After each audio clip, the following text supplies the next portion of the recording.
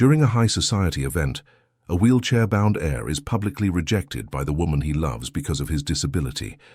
While trying to hide his pain, he is surprised by a humble little girl who invites him to dance without judgment or pity. That unexpected gesture moves everyone in the room and marks the beginning of a profound transformation in his life. If you enjoyed this story, don't forget to subscribe to our channel and tell us what city you're watching from. And now, on with the story. Ethan Hayes adjusted the cuff of his shirt for the 10th time that night, his fingers trembling slightly as he checked the small velvet box hidden in the inner pocket of his suit jacket. His grandmother's ring rested inside, holding decades of history and the hope for a future he dared to dream of. At 38, Ethan had learned to navigate the ballrooms of New York high society with the elegance his last name demanded, even if his wheelchair created an invisible chasm between him and the other guests. The Hayes Foundation's Grand Winter Ball was the most anticipated event of the year among the city's elite. The ballroom of the Plaza Hotel glittered with crystal chandeliers that reflected off the gilded walls, while arrangements of white orchids perfumed the air. Ethan watched it all from a strategic corner he had chosen, near the windows overlooking Central Park. From there, he could see the guests without being constantly reminded of his difference. Heir to the fortune left by his father, a renowned real estate mogul, Ethan carried the weight of keeping the family's foundation alive. The organization focused on educating underprivileged children was his pride and his anchor in a world that often made him feel like an outsider. Even as one of the night's hosts, Ethan knew his presence would be tolerated with the cold courtesy reserved for those who were different. The orchestral music echoed softly through the ballroom when Ethan spotted Isabella Sterling chatting animatedly near the bar.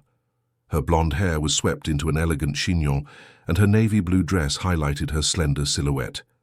The daughter of one of New York's most influential corporate lawyers, Isabella represented everything Ethan had been taught to admire: beauty, a refined education, and impeccable social connections.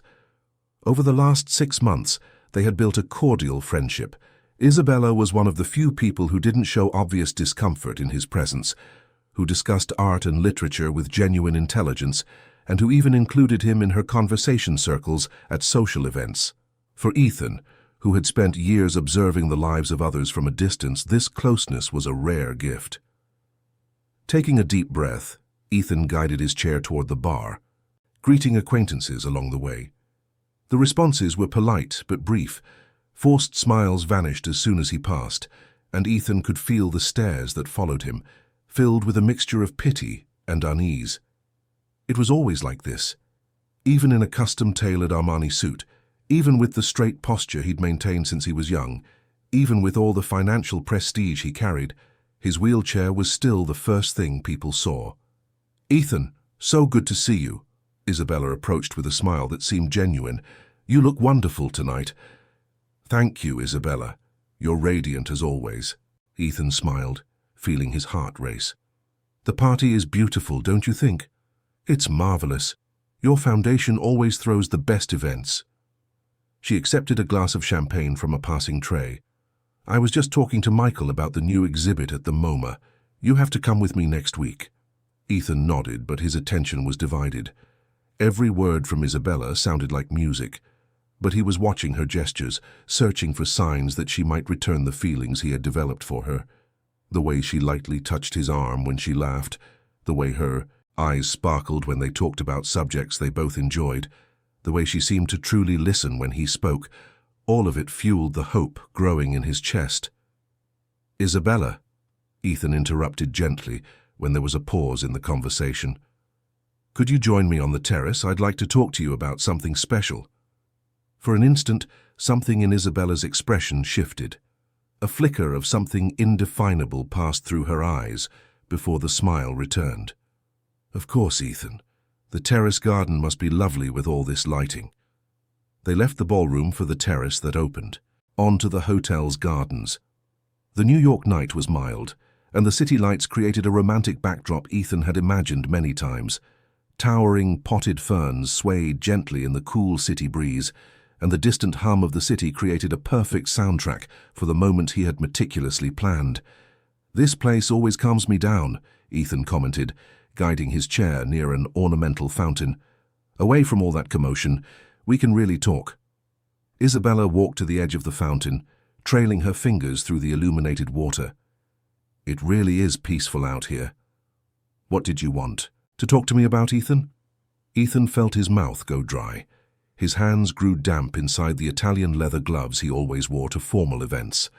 The velvet box felt like it weighed a ton in his pocket. "Isabella, over the past few months, our friendship has become something very special to me. You're an extraordinary person, intelligent, sensitive." "Ethan," Isabella turned, and this time the discomfort in her expression was undeniable. "Please, let me finish." Ethan pulled the box from his pocket, his hands trembling visibly. "I know this might seem sudden, but I feel like I've found something in you that I've been looking for a long time. Someone who sees me beyond this chair, who talks to me as if I were just a man." The silence that fell between them was deafening. Isabella stared at the box in Ethan's hands, her expression quickly changing from surprise to something very close to horror. Ethan opened the small case, revealing the diamond ring that had belonged to his maternal grandmother, a delicate, classic piece of jewelry that carried the story of a love that had lasted 50 years. "Isabella Sterling," Ethan said, his voice thick with emotion.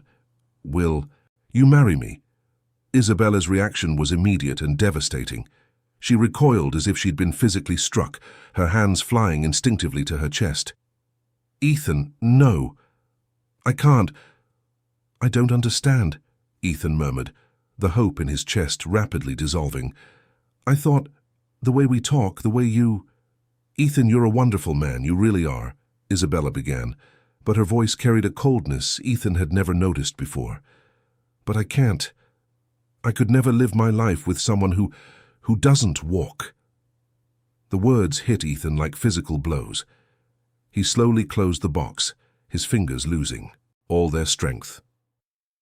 "What do you mean?" "I have to be honest with you." Isabella took a few more steps back. "I could never marry someone who can't dance with me, who can't carry me over the threshold, who couldn't carry our children. I need a whole man." Ethan felt as if all the air had been sucked from his lungs. The word whole echoed in his mind like a sentence.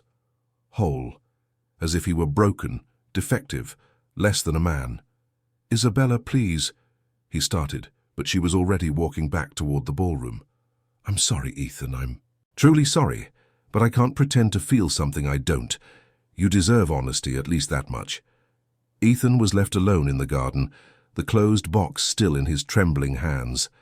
The sounds of the party continued to drift from the ballroom, but now they seemed distant and unreal. He put the ring back in his pocket and remained there, trying to process what had just happened. The rejection hurt, but Isabella's words cut deeper than any simple no. Minutes later, he heard Isabella's voice from somewhere nearby, talking on the phone. "No, darling, you won't believe what just happened," he proposed. "Yes, Ethan Hayes, the one in the wheelchair. I know, it was so awkward. Of course I said no. How could I tie myself to a wheelchair for the rest of my life?" Isabella's laughter echoed through the quiet garden, and Ethan squeezed his eyes shut, feeling every word like a sharp blade. He stayed motionless, waiting for her to finish her call and move away before he returned to the ballroom. When he finally moved, his hands could barely turn the wheels of his chair. Ethan guided his chair back into the ballroom with mechanical movements, his face a mask of composure he had perfected over the years.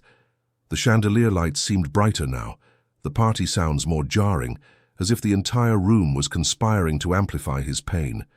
He chose a discreet corner near the velvet curtains, hoping the shadows might hide the turmoil of emotions threatening to overflow. It didn't take long for him to notice the whispers. Like ripples spreading across the surface of a pond, the news of what happened on the terrace began to circulate through the room. Ethan knew this cruel ritual of high society all too well. First the curious glances, then the discreet murmurs, and finally the feigned pity that was worse than any open contempt. Poor Ethan. He heard fragments of conversations that tried to be discreet. She said it was mortifying. "Can you imagine?" Proposing to a woman like Isabella, he should have known better. Every word was like salt in an open wound. Ethan closed his eyes, trying to block out the sound, but the voices seemed to echo inside his own mind. He had been naive to believe he could find true love in this world of appearances. He had mistaken politeness for affection, courtesy for caring. A server passed by with a tray of canapes, and Ethan noticed how she avoided making eye contact. Even the staff seemed embarrassed for him now. The humiliation spread like a stain, contaminating every interaction, every glance, every breath in that gilded ballroom that suddenly felt like a prison. It was then that a small figure appeared in his line of sight. A little girl, about 3 years old, with curly brown hair tied in 2 small pigtails, wearing a simple floral cotton dress that contrasted sharply with the opulence around her. Her big brown eyes shone with genuine curiosity as she watched the bustling room as if it were an amusement park. The girl clearly didn't belong in this environment.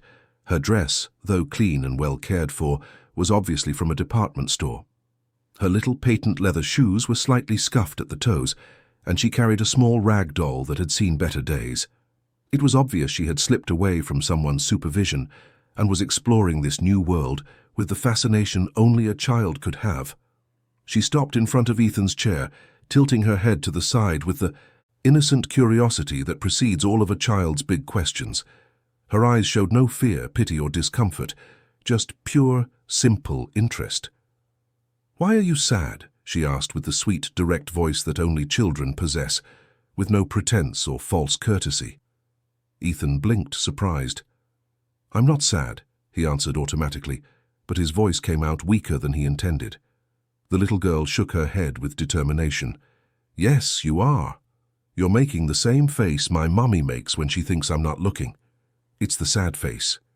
Something stirred in Ethan's chest. There was a purity in that, observation that cut through all the defenses he had built. This child, with her 3 years of life, had managed to see through him with a clarity that no adult in that ballroom possessed. "Your mummy gets sad?" Ethan asked, genuinely interested. "Sometimes," the girl shrugged, "but I dance for her and she gets better. Do you want to dance with me?" Ethan felt an involuntary smile form on his lips. "I don't know if I can dance, little one." "Of course you can. You have wheels." She pointed to the chair with enthusiasm. "The wheels make you spin like a Ferris wheel. I've always wanted to ride a Ferris wheel." Before Ethan could fully process what was happening, the girl started to twirl around his chair, her little arms spread wide like a ballerina. Her floral dress fanned out like a small flower as she danced, laughing with a joy so contagious that Ethan couldn't resist. "Now you spin too," she commanded, stopping in front of him and making circular motions with her hands. Ethan looked around. The entire ballroom had stopped to watch the scene. Conversations ceased, glasses hung suspended in midair, and all eyes were fixed on them. For a moment, Ethan felt the urge to pull away, to maintain his composure, to not expose himself to further ridicule. But then he looked into the little girl's eyes, those eyes that saw him only as a potential friend, not as a broken man, and something inside him broke free. Slowly he began to spin his chair, first gently, then with more confidence. The girl clapped ecstatically. "See? You can dance. Now let's dance together." She started twirling around the chair again, and Ethan continued to spin smoothly, creating a unique improvised dance. The sound of her childish laughter echoed through the silent ballroom, and for the first time in years Ethan felt a genuine joy. It didn't matter that hundreds of people were watching. It didn't matter that his reputation was already in tatters. In that moment, he was dancing with someone who saw him exactly as he was, and that was more than enough. The dance lasted only a few minutes, but to Ethan, it felt like an eternity of pure happiness.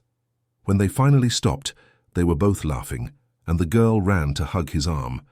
"You're a very good dancer," she declared with conviction. "You're my friend now." It was at that moment that Isabella Sterling returned to the ballroom, her face, already marked by the embarrassment of the situation on the terrace, contorted into an expression of absolute horror when she saw the scene. She crossed the room with quick, determined steps, her posture rigid with indignation. "Ethan Hayes!" Her voice cut through the silence like a blade. "What is this? How can you make a spectacle of yourself like this?" The little girl partially hid behind Ethan's chair, confused by the elegant woman's aggressive tone. Ethan felt an instinctive protectiveness rise in his chest. "Isabella, I don't see what the problem is." "The problem?" Isabella laughed bitterly. "You've just humiliated yourself even further in front of all of New York society, dancing with this little girl who doesn't even belong here." The girl took a step forward, her little eyes filling with tears, but she still held the bravery that only children possess. "I didn't do anything wrong. I just danced with my friend." "Your friend?" Isabella turned on the child with contempt. "You have no idea the trouble you're causing. Go back to where you're supposed to be." It was then that Isabella did something that shocked even that audience, accustomed as they were to social dramas. She snatched the bouquet of white orchids decorating the nearest table and threw it on the floor in front of Ethan, the flowers scattering across the polished marble like petals of defeat. "This is what you deserve, Ethan. Flowers on the floor, right where you've put yourself." The entire ballroom held its breath. The sound of the flowers hitting the floor echoed like thunder in the absolute silence. Ethan looked at the scattered orchids, feeling as if each petal represented a piece of his dignity being trampled. But then the little girl knelt and began to carefully pick up the flowers one by one. Her small hands worked with a delicate touch, as if she was saving something precious. When she finished, she stood up and handed the reassembled bouquet to Ethan. "These are your flowers because you're special," she said with the seriousness only a child can possess when speaking a universal truth. Then, turning to Isabella with a courage that would put many adults to shame, the girl added, "You're a mean lady. My mommy says flowers are for people you like." The impact of the child's words was devastating. Several people in the room stifled gasps of surprise, and some even began to applaud softly. Isabella turned pale, her composure finally shattering in the face of a 3-year-old's brutal honesty. At that moment, a young woman appeared, running and clearly in a panic. She wore the server's uniform from the catering company, her brown hair pulled back in a practical bun, and her eyes showed the terror of someone who knew her livelihood was at risk. "Sophia, oh my God, where have you been?" The woman knelt beside the girl, her hands trembling as she checked if her daughter was okay. "I'm so sorry, please, I'm so sorry. She wasn't supposed to leave the kitchen." Ethan watched the scene unfold, seeing the genuine fear in the eyes of this mother who clearly worked hard to support her child. The woman couldn't have been more than 25, but her face carried the premature maturity of someone who faced life alone. "Please, sir, I'm so sorry," the server repeated as she knelt beside Sophia, her voice thick with panic. "She's just a child. She doesn't understand. I'm going to lose my job. Please." Ethan looked at the woman's genuine desperation and felt something shift in his chest. Here was someone who was truly struggling, who worked honestly to support her daughter, being humiliated by people who had never had to work a day in their lives for what they had. "What's your name?" Ethan asked gently, completely ignoring Isabella, who remained standing, still trembling with rage. The woman hesitated, surprised by his calm tone. "Chloe, sir. Chloe Miller." "Chloe," Ethan repeated, and there was something comforting in the way he said her name. "You have nothing to apologize for. Your daughter gave me the best moment of this entire evening." Chloe blinked, confused. "Sir? It's the truth." Ethan gently held the orchids Sophia had gathered. "For hours I've been here feeling like a stranger at my own event. Your daughter reminded me of what's truly important." Sophia moved closer to Ethan again, her small hand touching the arm of his chair. "Mommy, I told you he was my friend. He's a really good dancer." Chloe looked between Ethan and her daughter, trying to process the situation. She had spent the entire night serving these people, being treated as if she were invisible, and now the host of the event was talking to her daughter as if she were the most important person in the room. "Sophia has a special gift," Ethan continued, his voice rising slightly so more people could hear. "She sees people for who they really are. Not their clothes, not their possessions, not their limitations. She sees the heart." A murmur of approval began to spread through the ballroom. Several people moved closer, intrigued by the turn of events. Ethan felt the energy in the room shift, and he knew this was his chance to reclaim not only his, dignity, but to teach these people something important. "Ladies and gentlemen," Ethan addressed the room, his voice carrying the authority of someone who had learned public speaking from a young age. "Tonight, our foundation celebrates another year of work dedicated to the education and well-being of children. It's ironic that it took a 3-year-old to remind me of the values we should be celebrating." The ballroom was now completely silent. Even the servers had stopped their tasks to listen. "Sophia Miller," Ethan continued, smiling at the little girl, "taught me tonight that true elegance isn't found in how we treat our peers, but in how we treat those we see as different. True class isn't measured by the label on a dress or the size of a bank account, but by the ability to see the humanity in everyone." Isabella began to move toward the exit, realizing where the situation was headed. "The only person who caused a scene tonight," Ethan said, his gaze briefly meeting Isabella's, "was someone who should know better. Someone who was given every advantage of education and privilege, but lost something fundamental along the way: compassion." The first applause started timidly, but quickly spread through the room.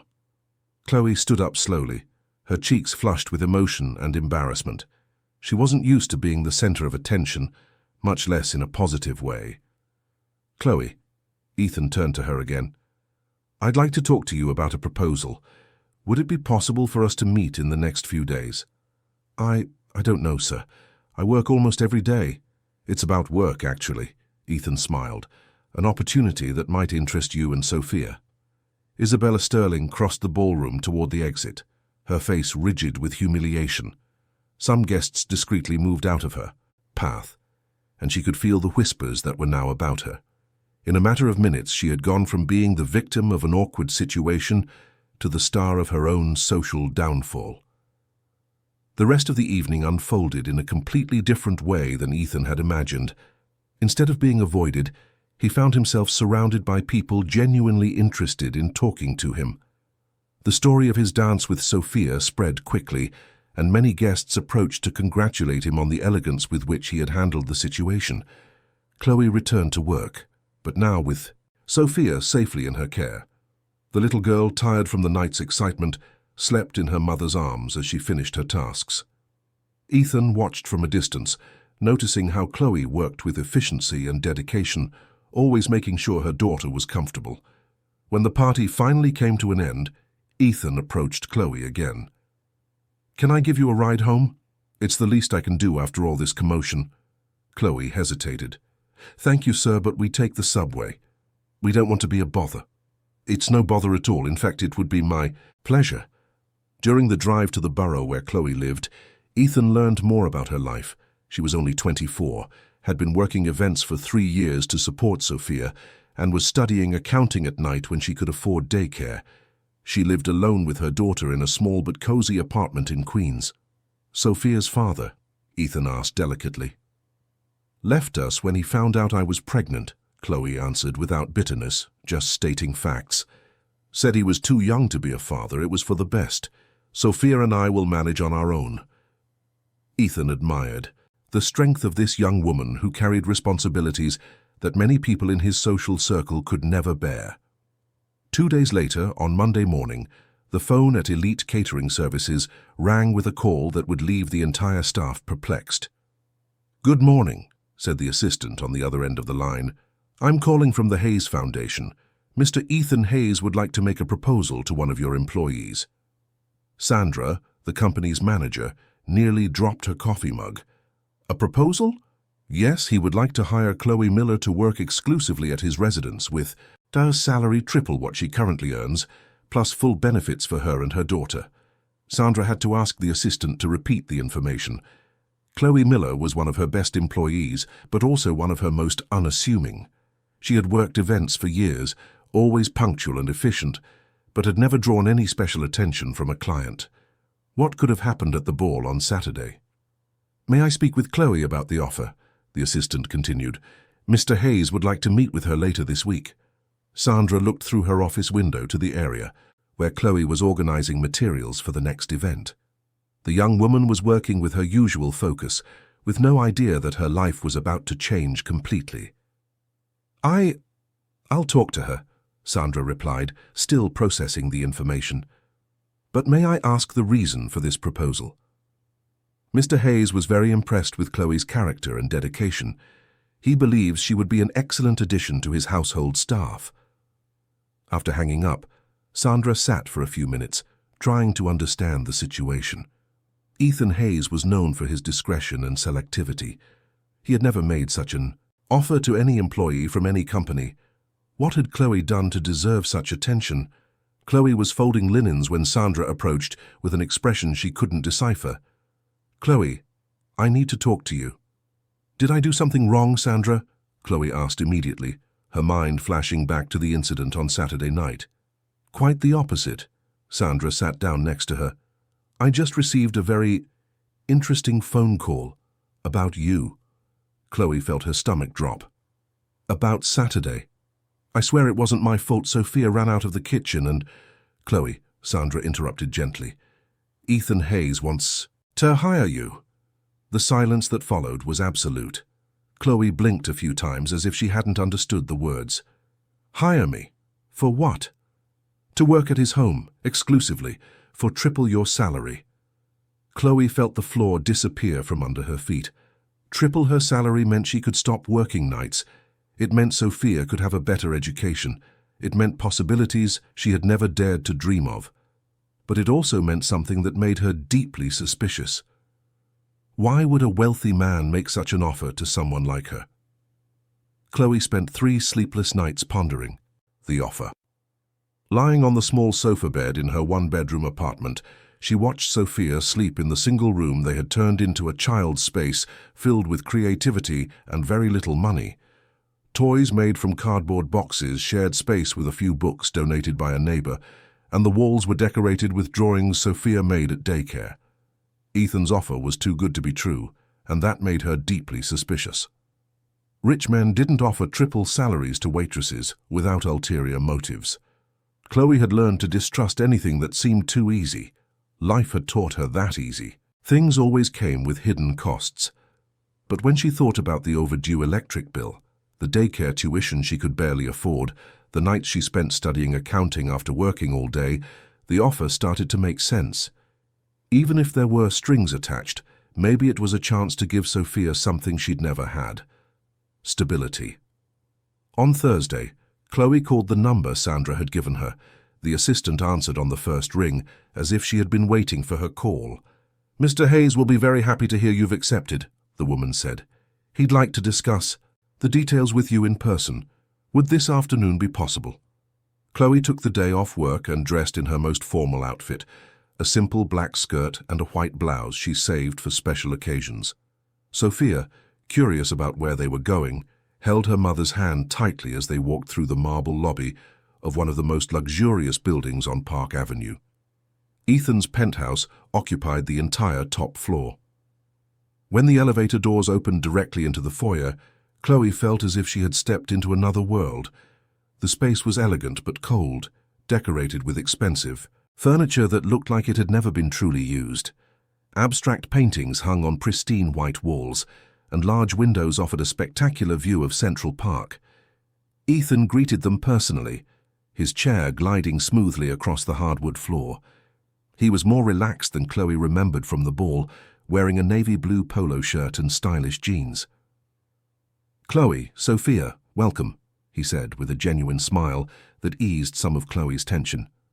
Sophia hid behind her mother for a few seconds, intimidated by the size and elegance of the place, but soon her natural curiosity took over. "Do you live here all by yourself?" she asked with the frankness typical of a child. "I do, Sophia. It's pretty big for just one person, don't you think?" "It's bigger than our whole house," she exclaimed, making Chloe blush with embarrassment. Ethan laughed genuinely. "How about I show you around? Sophia, do you want to see where you could play if your mom accepts the job here?" During the tour, Chloe carefully observed both the apartment and Ethan. The penthouse was truly impressive. 3-bedroom suites, a living room, a dining room, an office, a gourmet kitchen, and a huge terrace with a view of the park. But there was something sad about the space. It felt more like a showroom than a home. There were no personal photographs, no objects with a history, no sign that anyone actually lived there. Ethan explained that he needed someone to take care of the house, prepare meals and keep everything in order. Chloe could bring Sophia every day, and he would even set up a special space for her to play while Chloe worked. "Why me?" Chloe finally asked, the question that had been tormenting her for days. "There are plenty of domestic service, agencies with more experienced staff." Ethan hesitated for a moment, as if choosing his words carefully. "Saturday night you two showed me something I had forgotten. Genuine kindness. I don't want employees who treat me with pity or falsehood. I want real people around me." Chloe studied his face, searching for signs of a lie, but found only sincerity. Maybe it was naive, but she decided to trust him. The first week was a period of mutual adjustment. Chloe arrived early with Sophia, who was initially shy around Ethan, but gradually childish curiosity overcame her shyness. Sophia started asking questions about the wheelchair, about how Ethan did certain things, always with an innocence that didn't hurt but simply tried to understand. Ethan, for his part, found himself eagerly awaiting their arrival each morning. The apartment, which had always felt like a silent mausoleum, began to come to life. The sounds of childish laughter echoed through the hallways. Chloe hummed while she cooked, and Sophia left little traces of her presence everywhere. A forgotten book here, an abandoned toy there. It was in the second week that Ethan did something that surprised even himself. He came home carrying bags from a toy store. "Ethan, you didn't have to," Chloe began, but he cut her off with a smile. "Sophia needs her own space here.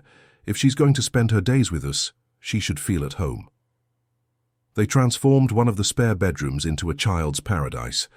Ethan had bought colorful books, puzzles, modeling clay, and even a small table with chairs just Sophia's size. Chloe watched, touched by the dedication he showed. "Why are you doing this?" she asked as they assembled a bookshelf. "Because she deserves it," Ethan answered simply, "and because it's been a long time since this house has had any real joy." Sophia adapted quickly to the new routine. Every morning she would run to greet Ethan with a tight hug, and he discovered that those hugs had become the most important part of his day. She called him Uncle Ethan, even when Chloe tried to correct her to Mr. Hayes. "But Mommy, he's our friend. Friends call each other by their names, right, Uncle Ethan?" Ethan felt his heart clench every time he heard that nickname. Little by little, he began to participate more actively in Sophia's routine. He read stories to her at lunchtime, helped with drawings and paintings, and even created special games they could play with his wheelchair. Chloe watched the transformation in both of them with a mixture of joy and growing concern. Ethan was clearly becoming deeply attached to Sophia, and Sophia was beginning to see him as a father figure, something she had never had. When the little girl started including Ethan in her drawings of the family, Chloe felt a pang in her chest. It was during the third week that reality knocked on the door in the form of Margaret Hayes, Ethan's aunt. Chloe was preparing lunch when the doorbell rang insistently. Ethan answered the intercom with an expression Chloe had never seen before, a mixture of resignation and tension. "Aunt Margaret is on her way up," he announced to Chloe, his voice heavy with apprehension. Margaret Hayes entered the apartment like a contained hurricane. At 62, she maintained the rigid posture of someone accustomed to giving orders and being obeyed. She had raised Ethan since he was 10, when his parents died in an accident, and had always considered it her responsibility to protect him from the world and from himself. Her eyes quickly scanned the apartment, registering the changes: toys scattered about, a child's drawings taped to the refrigerator, the sound of voices coming from the kitchen. When she saw Chloe emerge from the kitchen with Sophia at her side, her expression hardened. "Ethan," she said without greeting Chloe, "I need to speak with you. In private." Chloe felt the hostility immediately and prepared to take Sophia out of the room, but Ethan stopped her. "Aunt Margaret, this is Chloe and Sophia. Chloe works here now." Margaret barely nodded at Chloe, her eyes fixed on Ethan with an expression Chloe recognized instantly: absolute disapproval. "Sophia, how about— shall you go play in your room while the grown-ups talk?" Chloe suggested, but the little girl, always perceptive, hesitated. "Uncle Ethan, is that lady your real aunt?" Sophia asked, watching Margaret with curiosity. "I am, child," Margaret replied coldly. "And who are you exactly?" The tension in the room became almost palpable. Chloe scooped Sophia into her arms and quickly headed to the bedroom, but not before she heard Margaret begin. "Ethan, what exactly is going on here?" Ethan took a deep breath, preparing for the storm he knew was coming. He recognized that look on Aunt Margaret's face. The same. One she used when she discovered some irresponsibility of his during his teenage years. But he was 38 now, and he wasn't about to submit to her interrogations as he had in the past. "Aunt Margaret, please, have a seat. We can discuss this civilly." Margaret remained standing, her hands clasped in front of her in a posture Ethan recognized as battle-ready. She had dressed specifically for this visit, an impeccable grey suit, her hair in a tight bun, and that look of determination she wore when she deemed it necessary to save Ethan from himself. "Civilly?" Margaret repeated with irony. "Ethan, what exactly is going on here? I'm getting calls from friends commenting on your behavior at the ball, and now I find you living with a waitress and her child." "They don't live here, Aunt Margaret. Chloe works here." "Works?" Margaret glanced around again, noting the children's drawings, the scattered toys, the homey atmosphere that had replaced the elegant coldness she herself had helped create in the apartment. "For triple her salary, according to my sources, for an employee with no proper references." Ethan felt a surge of irritation.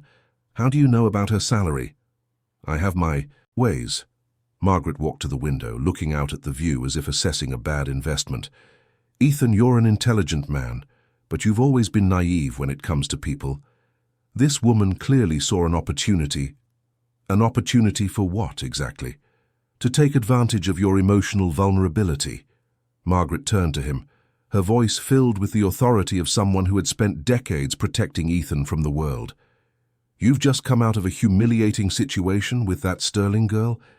You're emotionally fragile, and suddenly a waitress with a cute kid shows up to console you." From the child's room came the sounds of Sophia playing and Chloe trying to soothe her, having sensed the tension in the air. Ethan felt an instinctive protectiveness rise in his chest. "Aunt Margaret, you don't know Chloe. She's an honest, hard-working person." "Ethan, you've known this woman for less than a month." Margaret moved closer to his chair, her hands resting on the armrests as she did when she wanted to convey urgency. "A waitress who appears in your life at the exact moment you're vulnerable, with an adorable child who plays with you and makes you feel special. Can't you see the pattern?" Ethan was silent for a moment, processing his aunt's words. A small cynical part of his mind, the part that had been wounded by Isabella and so many others before her, whispered that maybe Margaret was right. But then he remembered the look in Chloe's eyes when she accepted the job, the way she protected Sophia, the natural way she treated his wheelchair. "And what if you're wrong?" Ethan finally asked. "What if she really is honest? And what if she's not?" Margaret shot back immediately. "Ethan, you're getting attached to this child. I can see it in your eyes. And when this woman decides she's gotten what she wants and leaves, what will happen to you?" Ethan didn't answer, but Margaret saw that her words had hit their mark. She knew her nephew better than anyone, knew his deepest insecurities, knew how each rejection hurt him more than he ever admitted. "I'm going to run some checks on her," Margaret said, her voice softening slightly. "Just to be sure. You can't afford to trust blindly, Ethan." "Don't do that, Aunt Margaret." "It's already done." Margaret headed for the door but stopped before leaving. "Ethan, I raised you, I protected you. I helped you get through every disappointment. I'm not going to stop now. This woman might seem different, but in the end, they all want the same thing. Our money." After Margaret left, Ethan sat alone in the living room, her words echoing in his mind. Chloe appeared a few minutes later, holding Sophia in her arms. "Is she gone?" Chloe asked hesitantly. "She's gone." Ethan couldn't look directly at her. The doubts Margaret had planted were beginning to sprout, even against his will. Sophia squirmed out of her mother's arms and ran to Ethan. "Uncle, Ethan, why was that lady mad? Doesn't she like you?" "She likes me, Sophia. She just worries about me." "Mommy worries about you too," Sophia said matter-of-factly. "Yesterday she told our neighbor that you're a good person. Why doesn't that lady see that?" Ethan finally looked at Chloe, who was blushing intensely. You said that. Chloe hesitated. Sophia, how about you play in your room a little more? But I want to stay with Uncle Ethan. Sophia, please. When they were alone, Ethan and Chloe looked at each other in silence for a few moments. The tension was palpable, heavy, with unsaid things and growing doubts. Ethan, Chloe began, if my being here is causing problems with your family, it's not. Your aunt clearly disapproves. My aunt disapproves of a lot of things I do. Ethan moved to the window, watching the activity in the park below. She thinks I'm incapable of making my own decisions. Chloe approached hesitantly. Maybe she's just worried, after what happened at the ball. So you also think I'm being naive? The question caught Chloe off guard. I don't know. Sometimes I wonder why you made me this offer. Why you brought us into your life. Ethan turned to face her. You don't believe me when I say it's out of gratitude? Out of admiration for your character? It's just that... Chloe struggled to find the right words. Men like you don't usually notice women like me. And when they do, there are usually reasons that aren't the ones they say. Chloe's brutal honesty hit Ethan like a punch. She was verbalizing the exact fears Margaret had planted in his mind, the possibility that his motives were being misinterpreted, that he was putting Chloe in an awkward position. Chloe, I would never... My intentions are completely... I know, she interrupted softly. At least I think I know. You've never made me feel uncomfortable but your aunt made me think about things I hadn't considered. Ethan closed his eyes. What kind of things? That maybe you're getting too attached to Sophia, that maybe this isn't healthy for any of us. Chloe sat on the edge of the sofa, her hands clasped in her lap. Ethan, Sophia called you Dad yesterday. Quietly, when she thought I wasn't listening. The impact of those words was devastating. Ethan felt as if the air had been knocked out of him. She said that? She did. And I didn't know what to do, because a part of me was happy, Ethan. Sophia has never had a father figure, and you're so kind to her. But, Chloe took a deep breath, but another part of me was terrified, because your aunt is right about one thing. This could end badly for all of us, and the one who will get hurt the most is Sophia. The silence that fell between them was heavy with complex emotions and mutual fears. Ethan processed the revelation that Sophia saw him as a father, something that simultaneously filled him with joy and terrified him. And you? He finally asked. How do you see me? Chloe looked him in the eye, and Ethan saw a vulnerability there that she rarely showed. That's the scariest part, Ethan, because I'm also starting to get used to this life, to this house, to you. Ethan felt his heart race. Is that a bad thing? It could be, because when this is over, and it will be over someday, it won't just be a job I'm losing, it will be so much more than that. At that moment, Sophia came running from her room carrying a drawing she had just finished. Uncle Ethan, look what I made! Ethan took the drawing, and his heart broke. It was a simple family drawn with crayons, a woman, a man in a wheelchair, and a tiny little girl. They were all smiling and holding hands. It's us, Sophia exclaimed proudly. Our family. Ethan looked at Chloe, who had gone completely pale. It was exactly what Margaret had warned him about. They were forming bonds that might be impossible to break without causing pain to everyone involved. That night, after Chloe and Sophia had gone home, Ethan received a call from Margaret. Her voice was filled with a grim satisfaction he knew all too well. Ethan, I need to see you tomorrow. I found out some things about Chloe Miller that you need to know. Ethan lay awake all night, Margaret's words echoing in his mind like a sinister mantra.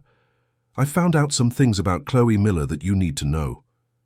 The tone of her voice had carried that grim satisfaction she always displayed when her suspicions were proven correct, and it left Ethan with a knot in his stomach. The next morning, he watched Chloe prepare breakfast with the quiet efficiency that had already become part of his routine. She hummed softly as she arranged the ingredients for what had become Ethan's favorite breakfast, homemade scones she insisted on bringing from home, fruit cut into fun shapes for Sophia, and freshly brewed coffee made with the care that only experienced hands can provide. Sophia played on the kitchen floor with her toys, creating elaborate stories aloud where all the characters were friends and no one was ever sad.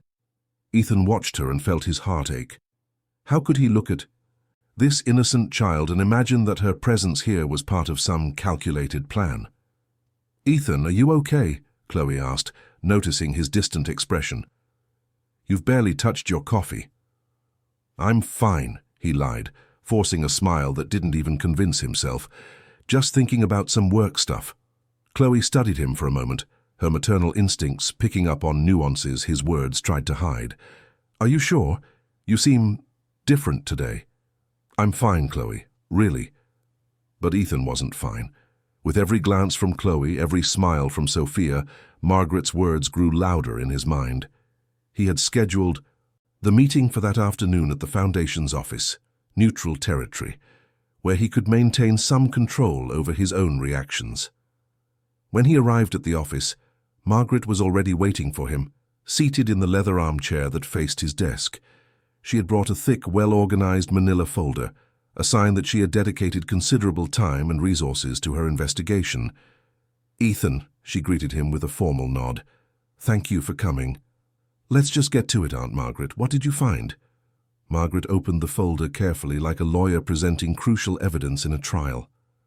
Chloe Miller, 24 years old, originally from the Bronx, single mother since she was 20 when she got pregnant during a relationship that lasted only a few months. Ethan gestured impatiently. "I already knew all that. Chloe told me." "Ah, but did she tell you the whole truth?" Margaret pulled a few sheets from the folder. "For example, did she mention she was fired from 2 previous jobs?" Ethan felt his stomach drop. "Fired for what?" "First job, a diner in Midtown, fired for issues with customer relations. Second job, a restaurant on the Upper West Side, fired for inappropriate conduct."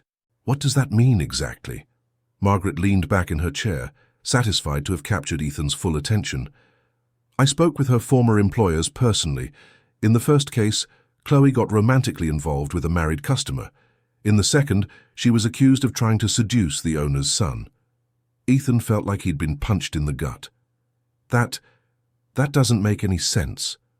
Chloe isn't that kind of person."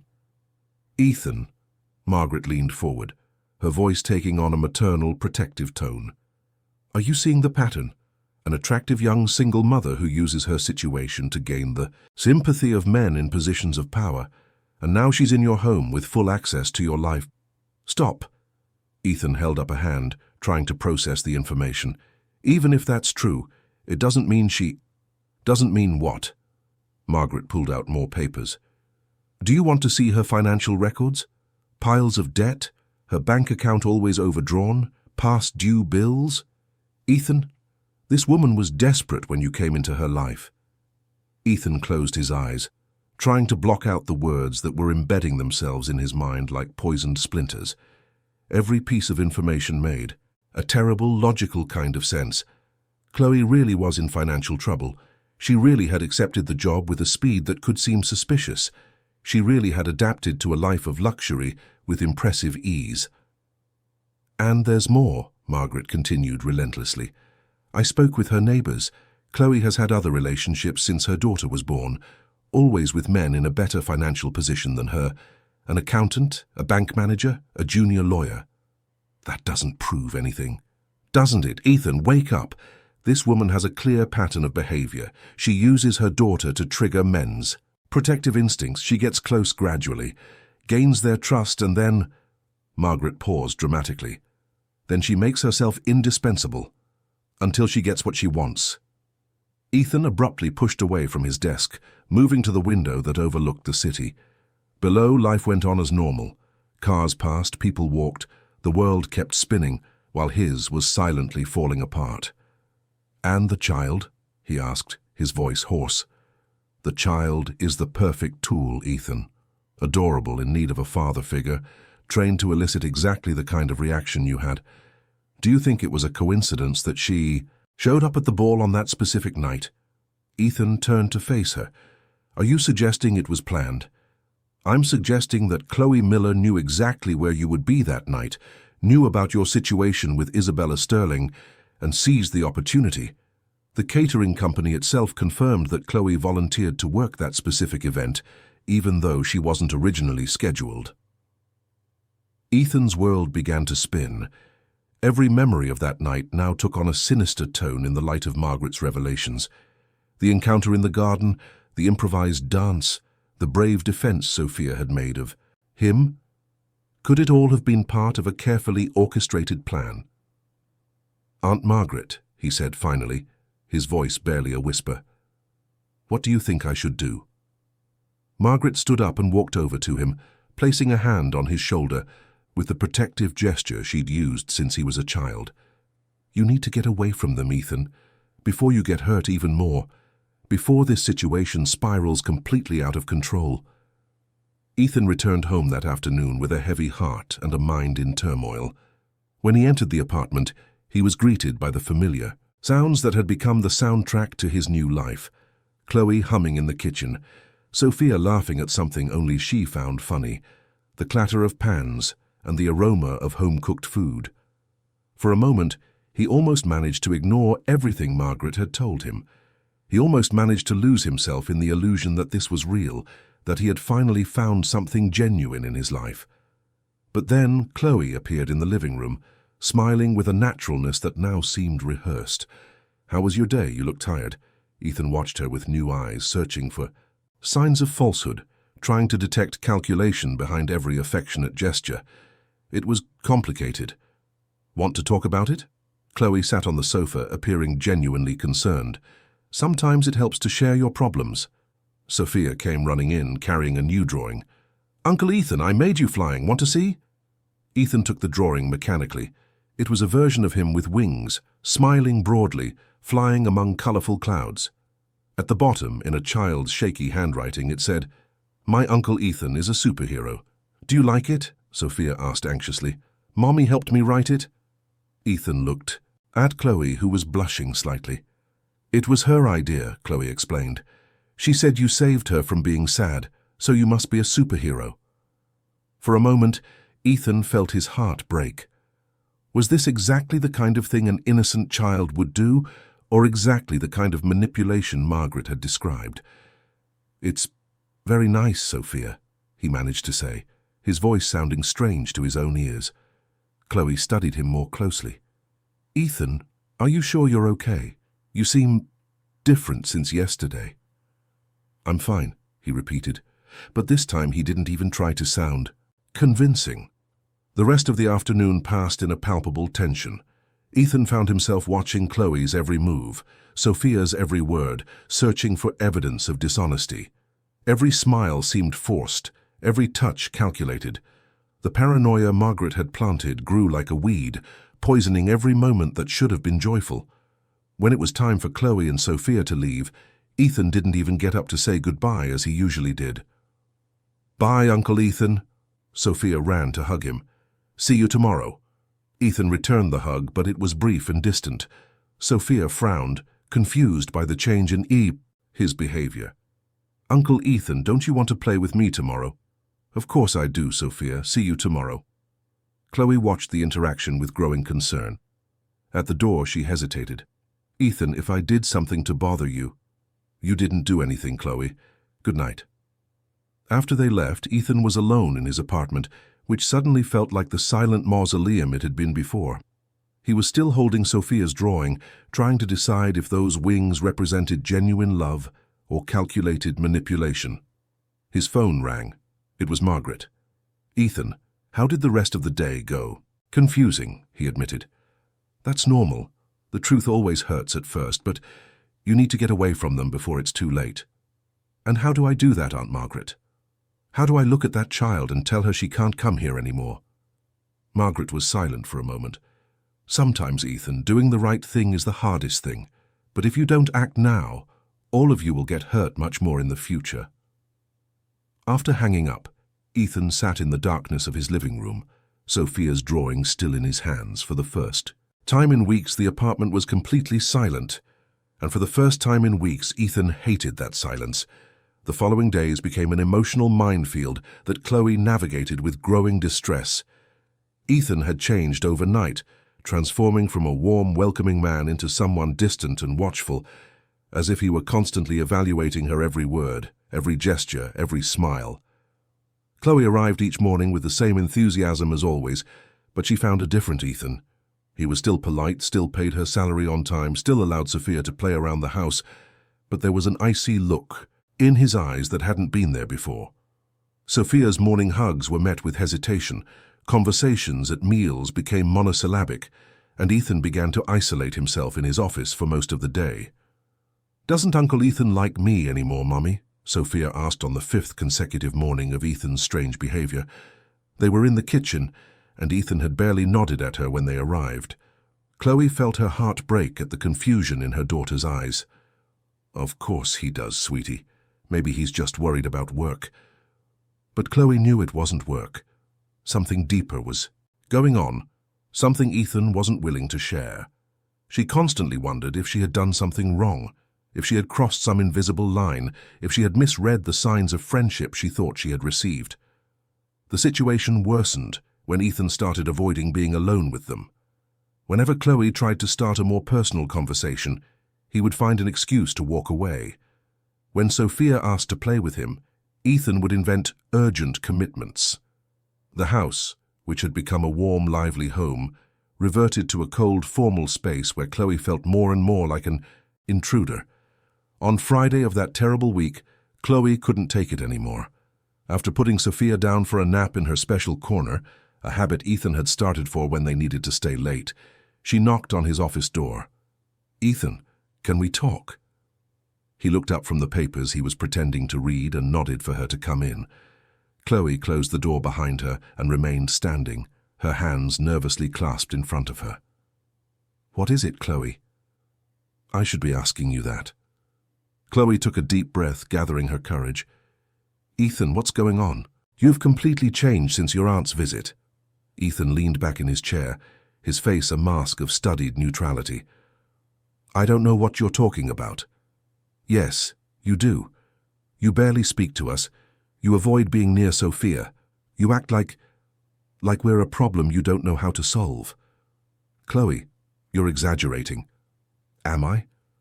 Chloe took a step forward, her frustration finally boiling over.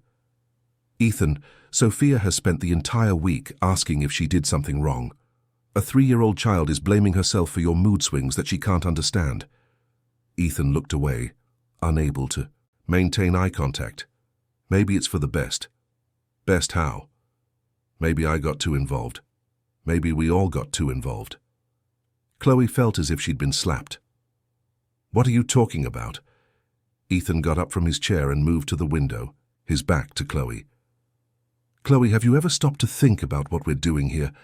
What this situation represents?" "Situation?" Chloe repeated, her voice filled with disbelief. "Is that what you call what's happened between us?" "What happened was a confusion of feelings and misplaced gratitude. I was vulnerable after what happened with Isabella. You needed a job, Sophia needed a father figure. We all confused need with something else." Every word was like a blade cutting through Chloe. "Do you really believe that?" Ethan remained silent for a long moment, and Chloe could see the tension in his shoulders. "I have to believe that." "Why?" "Because the alternative is too dangerous for all of us." Chloe moved closer to him, her voice thick with an emotion she could no longer hide. "Ethan, look at me. Tell me these last 2 months meant nothing. Tell me Sophia didn't bring joy into your life. Tell me you don't feel at home when we walk in here every morning." Ethan finally turned, and Chloe saw a pain in his eyes that mirrored her own. "Chloe, don't make this any harder than it already is." "Harder for who? For you? For your aunt who clearly doesn't approve of us?" Ethan closed his eyes. "My aunt told me some things about you." Chloe felt the blood run cold in her veins. "What kind of things?" "About your previous jobs. About why you were fired." Chloe recoiled as if she'd been physically struck. "She investigated my life. Chloe, is it true that you got involved with customers at your old jobs?" The question hung in the air like poison. Chloe felt tears burn her eyes, but she refused to let them fall. "Is that what you think of me? That I'm some kind of opportunist who uses men to get what she wants? I don't know what to think anymore," Ethan finally exploded, all the frustration and confusion of the past weeks pouring out. "I don't know if you're here because you like me, because you need the job, or because you saw an opportunity. I don't know if Sophia really likes me or if she's been coached to act this way. I don't know what's real anymore." The silence that followed was deafening. Chloe stared at him, her tears finally falling freely down her face. "You want to know the truth about my old jobs?" Her voice came out as an angry whisper. "At the first one, I refused the advances of a married customer, and when he made up a story that I had tried to seduce him, they believed him instead of me. At the second one, the owner's son wouldn't take no for an answer, and when I complained to his father, he fired me to avoid trouble." Ethan felt like he'd been punched in the stomach. Chloe continued, her voice gaining strength even through her tears. "You want to know why I took this job? Because for the first time in my life, a man treated me with respect. Because for the first time, someone looked at my daughter and saw an adorable child instead of a problem. Because I thought you were different." "Chloe, No." Chloe held up a hand to stop him. "I'm done. You're right about one thing. This has gotten too confusing, but not for the reasons you think." Ethan watched her, seeing the pain he had caused etched on every line of her face. "I fell in love with you, Ethan. Despite all the social differences between us, despite knowing it was impossible, I fell in love with the man who played with my daughter, who laughed at the silly things she said, who made her feel special, but the man standing here now, who believes I'm capable of using a 3-year-old child to manipulate him. I don't know that man." Ethan was speechless, processing the confession he had just heard. Chloe walked to the door but stopped before leaving. "Don't worry, Ethan, you won't have to question our intentions anymore. Sophia and I won't be coming back." "Chloe, wait." But she was already gone, closing the door behind her. Ethan heard her quick footsteps down the hall, heard her gently waking Sophia, heard the child's confused voice asking why they were leaving so late. A few minutes later, the apartment door closed, and Ethan was left alone in the silence that had dominated his life for years before they arrived. But now, that silence was no longer familiar. It was devastating. He sat in his office for hours, replaying every word of the conversation, every tear on Chloe's face, every confused question from Sophia. For the first time, he began to question if Margaret could be wrong, if his own insecurities and fears might have destroyed the only real and beautiful thing he had found in years. When his phone rang at 2 in the morning, Ethan answered, expecting to hear Margaret's voice asking how the conversation had gone. Instead, he heard a voice he didn't recognize. "Mr. Ethan Hayes?" "Yes." "This is City General Hospital. Chloe, Miller is here, and you're the only emergency contact we have for her." Ethan had never gotten dressed so quickly in his life. His hands shook as he pulled on a random shirt and transferred himself to his wheelchair with frantic movements. The call from the hospital echoed in his mind like a nightmare. "Chloe Miller is here, and you're the only emergency contact we have for her." During the entire drive to City General, Ethan tortured himself with terrible possibilities. Chloe had left his apartment clearly distraught, carrying Sophia in the middle of the night. Had there been an accident? Was she hurt? And Sophia, where was Sophia?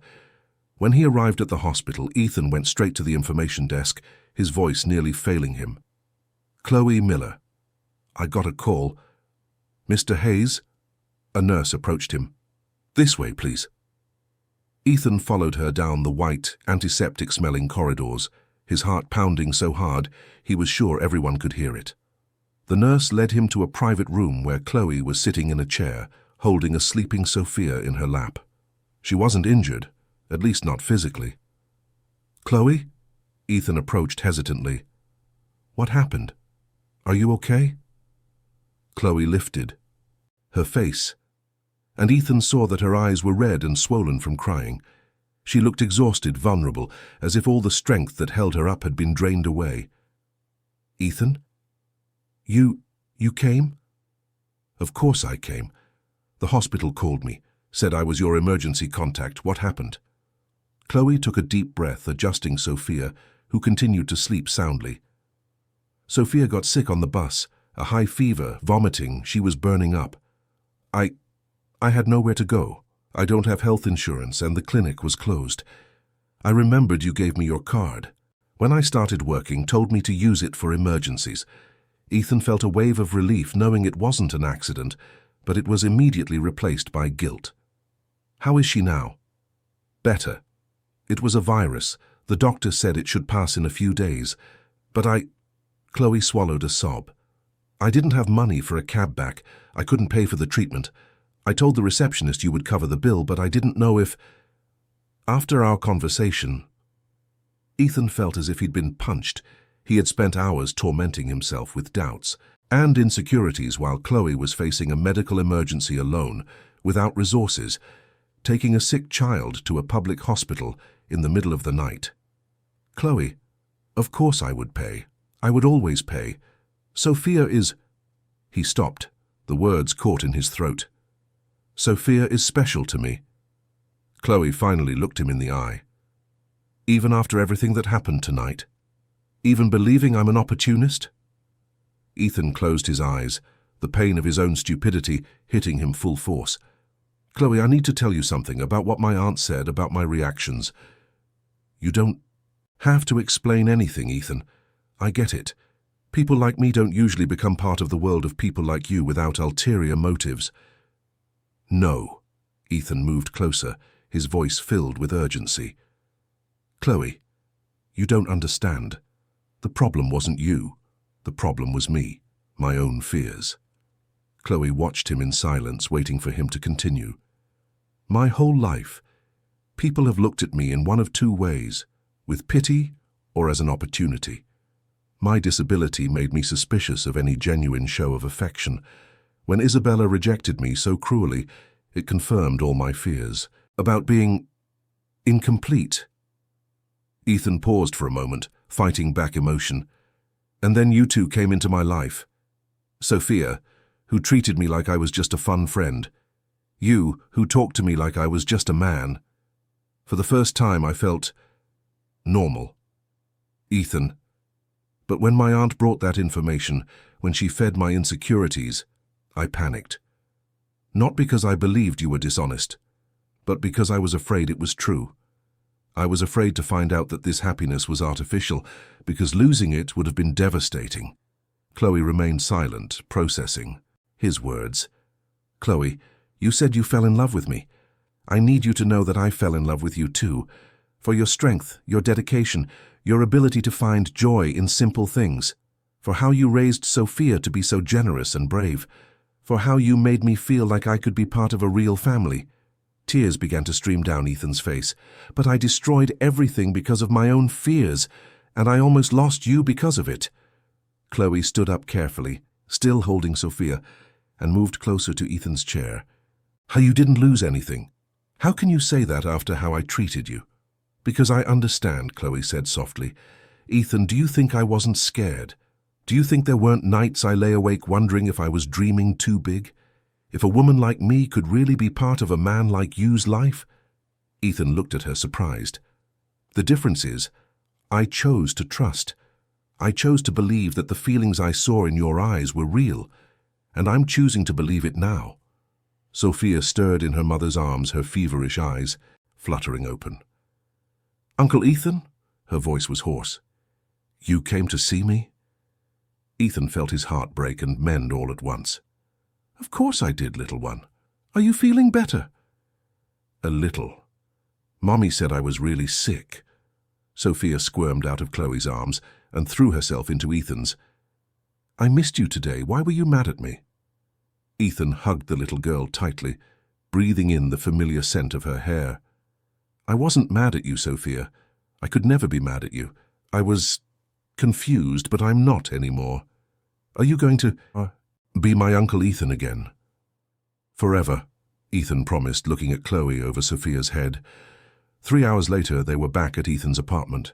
Sophia was sleeping peacefully in the room he had prepared for her, her fever finally down. Ethan and Chloe sat on the terrace watching the sunrise over Central Park. What happens now? Chloe asked softly. Ethan took her hand. Now I do what I should have done from the beginning. I fight for what I want, instead of running away from it out of fear. And your aunt? My aunt will have to accept that I'm not a child who needs protecting anymore, that I can make my own decisions even if they're risky.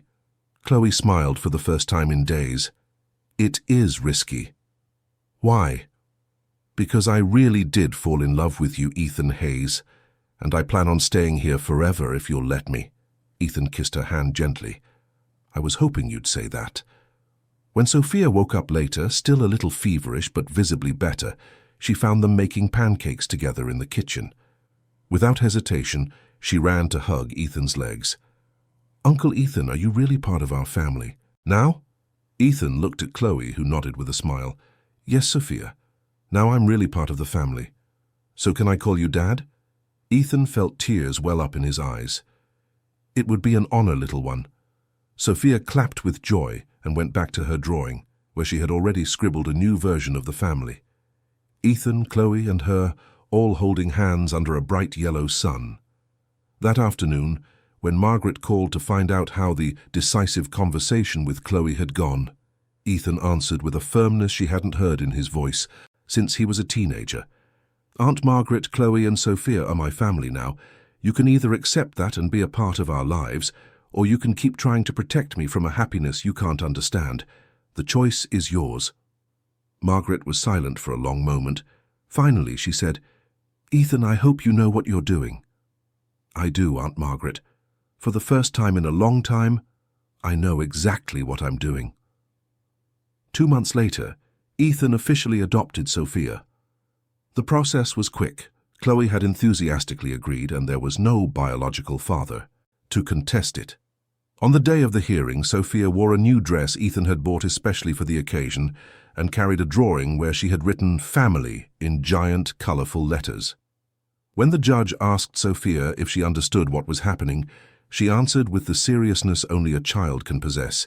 Yes, Uncle Ethan is going to be my daddy forever, even when I grow up. Chloe married Ethan 6 months later in a simple ceremony on a beach, with Sophia as the flower girl. Margaret attended, still reserved, but she had begun to accept that her nephew's happiness was worth more than her worries. Years later, when anyone asked Ethan about the moment that changed his life, he always said the same thing. It was when a 3-year-old girl taught me that true love sees no limitations, and when an extraordinary woman taught me that it's worth risking your heart for the chance to be genuinely happy. And every night, before Sophia went to sleep, she would ask the same question. Daddy, do you still think I'm special? And every night Ethan would answer, You're the most special person in the world, my daughter.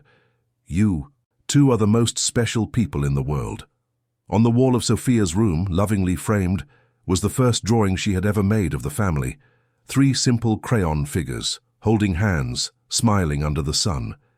And next to it, the drawing she had made in the hospital on that difficult night, Ethan with wings flying among colorful clouds, with the caption, My daddy is a superhero. Because in the end, they had learned that family isn't about perfection or meeting society's expectations.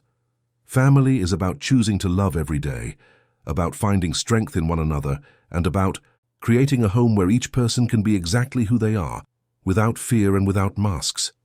Ethan had found his family in the most unexpected way possible, not through planning or social convenience, but through the honesty of a child and the brave heart of a woman who saw in him not his limitations, but his infinite possibilities to love and be loved. End of story. Dear listeners, we hope the story of Ethan, Chloe, and Sophia has touched your heart. If you were moved by Chloe's courage in protecting the family she loved, please leave a like, subscribe to the channel, and tell us in the comments what part of this story resonated with you the most. Every day we bring you intense stories like this one, revealing the deepest side of the human soul and showing that true wealth lies in the bonds we build and the loyalty we cultivate. We'll see you in the next episode with another narrative that will stir your emotions and make you reflect on the values that truly matter in life.